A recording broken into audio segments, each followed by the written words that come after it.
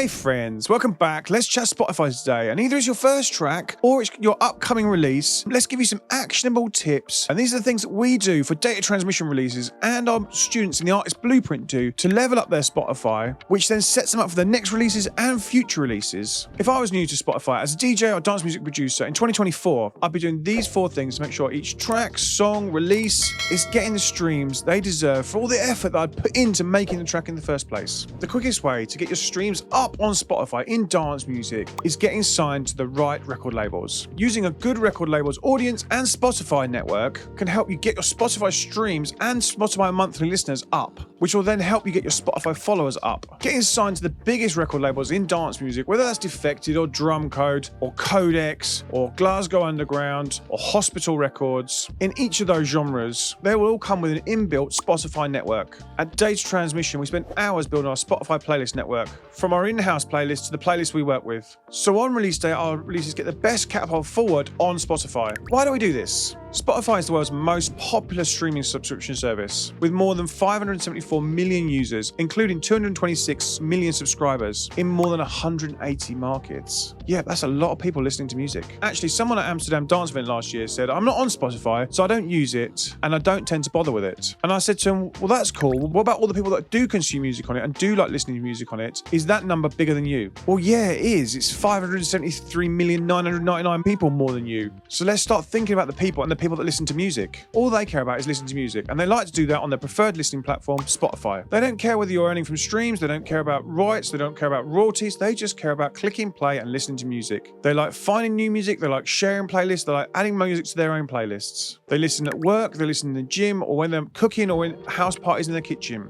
Getting on the right label can help you build your streams, your monthly listeners, and your followers. When you send that next demo email, you can use that as leverage to land the next biggest label and move up the ladder. So, how are you going to get your Spotify stats up? What are your monthly listeners right now? Do you know? Monthly listeners shows that the paying public wants to listen to your music, essentially. Remember, a number 1 track on Beatport doesn't mean it's people listening to your music. It means other DJs have bought it and people that use Beatport, which is a much smaller number than people using Spotify. And those people that usually buy on Beatport are usually DJs. If they want to come to your show, they'll want free guest lists, free drinks, and they're not going to pay for a ticket to see you. Promoters want paying punters. They want people to pay the door price. They want people to buy the drinks. So streaming is now everything for a touring DJ. The more you build those monthly listeners, having to have consistent releases, that's going to help you get on the bigger and bigger labels, which is going to get you access to the bigger DJs, which is going to help you get gigs. When it comes to dance music, the whole system is built around record labels. This is the biggest way to grow, and it's the way to get onto the bigger labels and the bigger labels and the bigger labels. So by growing your Spotify, it can actually unlock the next labels on the list, and that's going to help you grow your Spotify and then help you get you more DJ gigs. Number 1, the Spotify or radio edit. When you get signed to a record label, make sure you deliver a Spotify or radio streaming edit.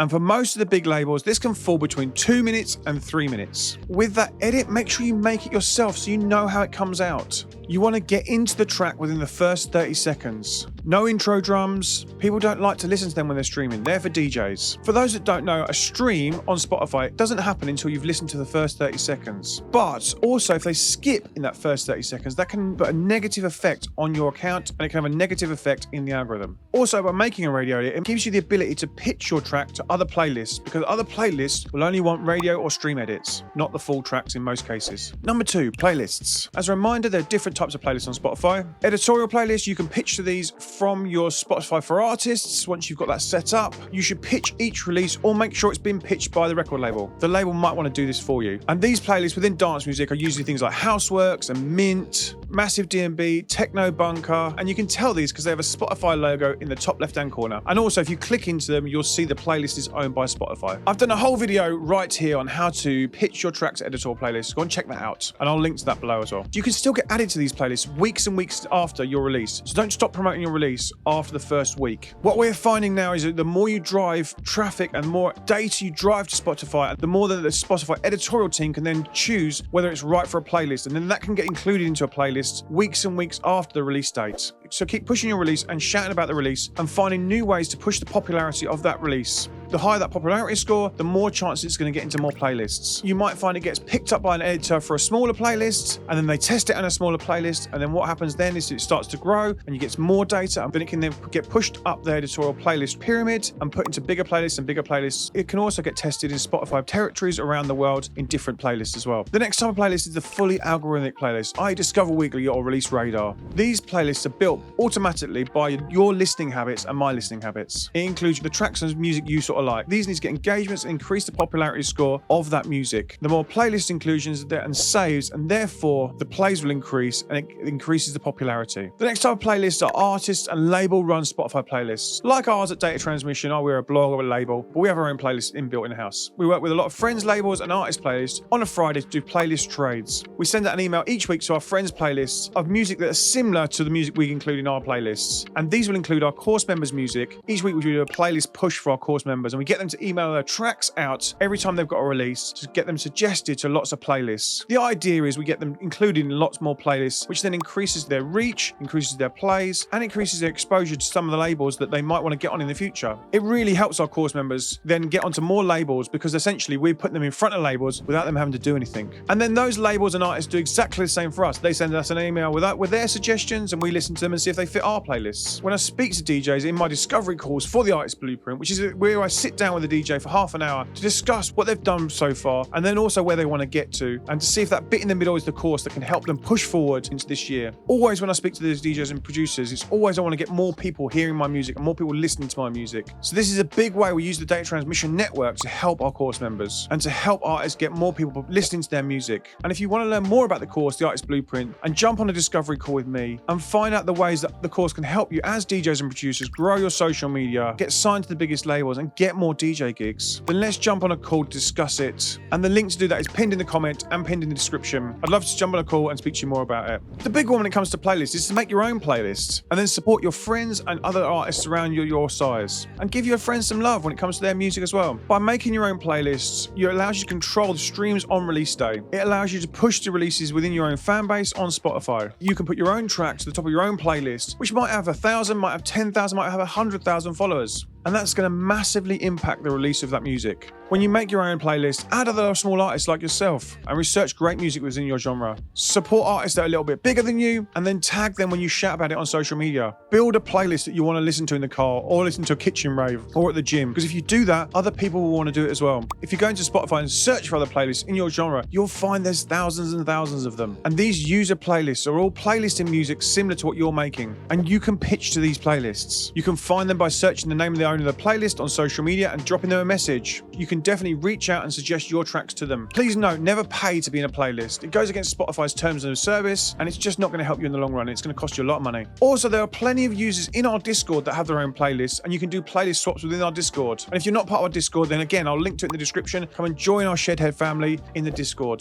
Spotify are massively cracking down on bot-driven playlists at the moment. So any of these paid playlists that are all bot-driven, they'll all be getting closed down shortly. They announced at the end of 2023 when they changed the royalties, they've been doing this, and they've been doing it so much this year already. And if you didn't check my video on royalty changes, check that one here. I'll link to it again below. Number 3 is having a release plan. When it comes to each release, you need to have a plan for your content for each release. This is how you're going to make new fans and old fans, and even the bear, know that you're going to have new music out. Make sure you add a Spotify canvas to your release. If the label doesn't supply one, then just add one yourself in the back end. Make a cool looping video in Canva that represents your music. Spotify has a new video feed on their mobile app, which is then displaying all the people that have got canvases into that feed. So it's actually giving more awareness to that music. And as mentioned, when we were talking about playlisting, you can get into editorial playlists weeks and weeks after release date now. It's really important to have a social media campaign that goes on past the 2 weeks and keeps pushing that release and keeping awareness to that release. Number 4, collaborations. When it comes to the biggest way to grow on Spotify, it's about working with other people. If you look at some of the biggest releases at the moment, you only have to scroll down some of the genre charts to see that a release in most cases contains more than one person and is a collaboration of music. Working with someone else in the production stage, whether that's another DJ or whether it's with a vocalist, is going to combine your reach. Working with someone on your own level but from a different country is going to give you an audience in a different country. Other things to do, can you do an official remix for a label? Maybe you're working with a label already, maybe you reach out to them and ask them, can I do a remix on the upcoming tracks? Do you have any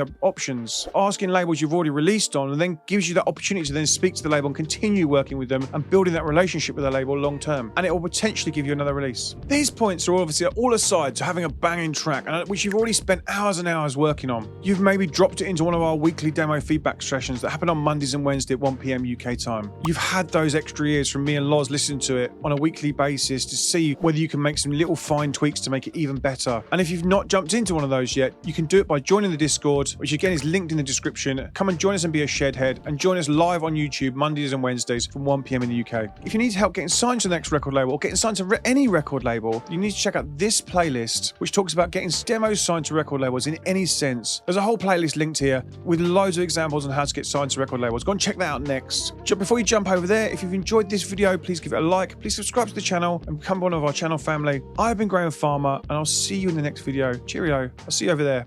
Bye-bye.